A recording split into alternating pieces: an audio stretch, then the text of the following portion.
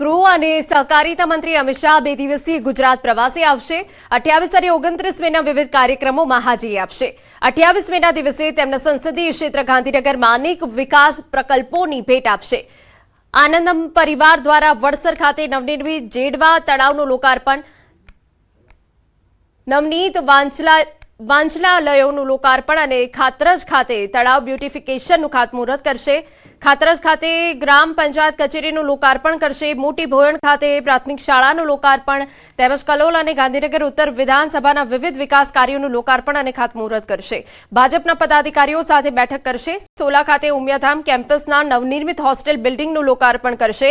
નવા વાડજ ખાતે ભારત માતા નવનિર્મિત સ્કલ્પચર લોકાર્પણ કરશે। અમદાવાદના સર્કિટ હાઉસ ખાતે ઓલિમ્પિક, કોમનવેલ્થ તેમજ વિશ્વ પોલીસની ફાયર ગેમ્સની તૈયારીઓની સમીક્ષા બેઠક પણ કરશે।